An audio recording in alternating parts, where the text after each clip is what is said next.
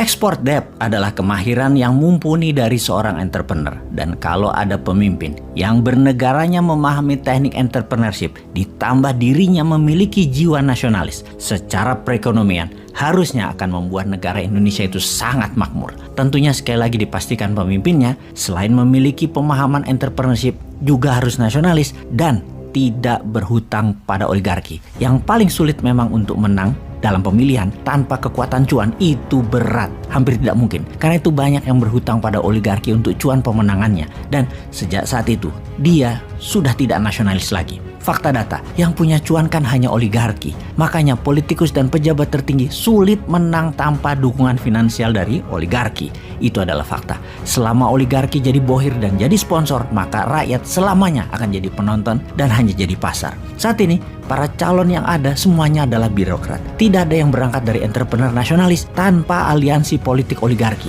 Para birokrat ini menjadi terkenal karena pakai anggaran Pemda dan anggaran pemerintah pusat. Pakai bayar wartawan dan orang media yang dibayari pakai pajak rakyat. Yang murni swasta tidak akan kuat duitnya untuk membuat acara peresmian-peresmian tersebut. Jadi menjadi birokrat sungguh bukan jalan satu-satunya untuk menjadi pemimpin bangsa. Harus dibukakan jalan lain, dari akses lain, dari alternatif lain. Misalnya begitu zero threshold, pasti puluhan kontestannya, dan ketika masuk top 5 barulah partai politik memetiknya. Jadi adakan dulu konvensi nasional, non partai, murni individu calon tersebut dipajang dulu di etalase, duel konsep, duel visi misi, duel kapasitas, duel kapabilitas. Nah, ini baru demokrasi Pancasila yang aslinya. Bagaimana kalau kita buat acara seperti itu? KPU yang mengadakan semacam acara pencari bakat atau Got Talent. Judulnya Indonesia Got Leader. Dalam seleksi, semua orang bisa bergabung dan audiensnya yang memilih untuk masuk babak selanjutnya.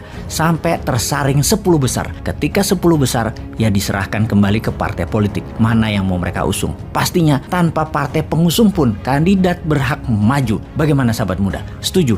Ayo buat resolusi dan kerahkan kekuatan Anda. Ekspresikan ide ini demi Indonesia berdaulat atau Indonesia akan tetap jadi korban hutang. Sahabat semua, kita kembali ke export debt yang saya contohkan dari apa yang pebisnis biasa lakukan, dan kali ini pengalaman pribadi saya. Saya memiliki sebuah mesin pirolisis untuk membuat oli bekas jadi bensin, jadi solar atau MFO, Marine Fuel Oil, di Pasuruan, Jawa Timur.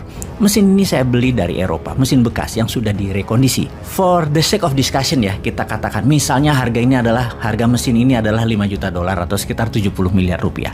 Ini adalah peristiwa 10 tahun yang lalu. Saya meminjam dana 80% dari bank asing. Ketika di tahun keempat, kewajiban hutang tinggal 50%, saya mencari mitra di Malaysia untuk membangun pabrik pirolisis. Di Malaysia banyak oli bekas yang mitra saya dapat kontraknya, dapat buangan dari Petronas. Singkat cerita, saya bilang ke mitra saya punya pabrik harganya 6-7 juta dolaran. Kalau kamu mau, kita pindahkan ke Malaysia.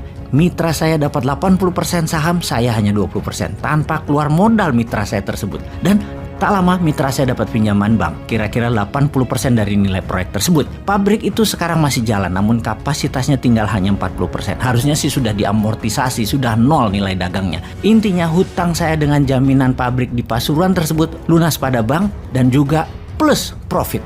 Masih punya saham 20% lagi di Malaysia. Kali ini yang berhutang adalah mitra saya yang di Malaysia. Itulah yang dinamakan export debt yang banyak dilakukan oleh pengusaha dari negeri kakak tertua yang jadi pujaan banyak pejabat di sebuah negara. Cerita pirolisis adalah kisah nyata. Mudah-mudahan sahabat semua jangan sampai membayangkan ada pabrik di Sulawesi atau ada proyek yang banyak di Indonesia semodel begini yang bernama export debt. Itu tidak ada. Pengusahanya merangkap pejabat, semuanya pinter, tidak oportunis, tidak mumpung jabat, juga tidak berhutang pada oligarki. Mereka semua pasti nasionalis.